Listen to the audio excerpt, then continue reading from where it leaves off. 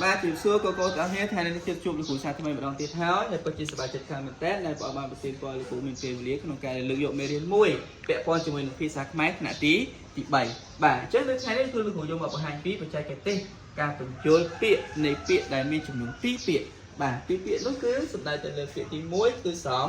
ម្រាប់ពាក្យទី2ពិចារណាលោកគ្រូជឿថាពួកកូនបានស្គាល់ពាក្យនេះហើយត្រូវទេពាក្យទី1គឺពាក្យសម្រាប់ហើយពាក្យទី2គឺពាក្យពិចារណាអញ្ចឹងកូនៗទៅចាប់ផ្ដើមជាមួយលោកគ្រូហើយលោកគ្រូនឹងសរសេរពី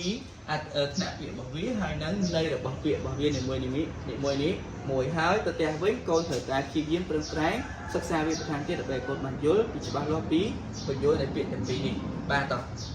អញ្ចឹងពាក្យទី1គឺពាក្យសម្រាប់របស់យើងគឺថ្នាក់ពាក្យជាកិរិយាបាទពួកវាគឺជាសកម្មភាពឬក៏អំពើដែលធ្វើទៅលើអ្វីមួយអញ្ចឹងសម្រាប់ថ្នាក់ពាក្យវិជ្ជាកិរិយានៃរបស់ថ្នាក់ពាក្យរបស់កិរិយាថ្នាក់ពាក្យរបស់សម្រាប់គឺធ្វើឲ្យបាត់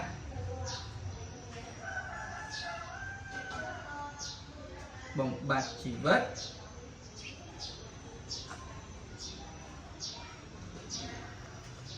និងផ្ដាច់ជីវិតបាទអញ្ចឹងម្ដងទៀតសម្រាប់ថ្នាក់ពាក្យជាកិរិយា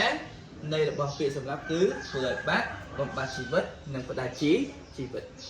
ពាក្យទី2គឺពាក្យចុងក្រោយពិចារណាថ្នាក់ពាក្យជានាម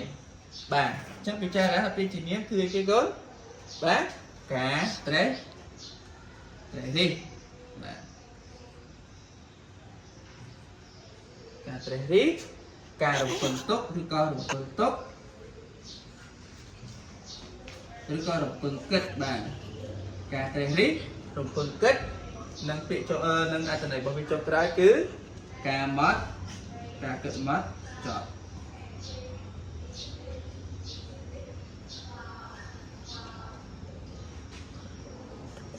បាទ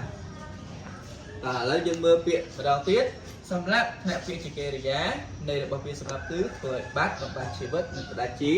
វិតពាក្យទី2ពិចារណាតែពាក្យជានាមនៃរបស់ពាក្យពិចារណាគឺការត្រេះរិះរំពឹងគិតការគិតមកចប់បាទអរគុណច្រើនលោកគ្រូមានតែប៉ុណ្្នឹងទេហើយលោកគ្រូក៏សង្ឃឹមថាកូននឹងបានយកមេរៀននេះទៅសិក្សាបន្ថែមទៀតនៅផ្ទះហើយនឹងព្យាយាមសួរនាំពីវាបន្ថែមទៀតកន្លែងណាដែលកូនអត់យល់កូនអាចត្រឡប់មកសួរលោកគ្រូវិញបានបាទសូមព្រះប្រទានពរសូមជម្រាបលា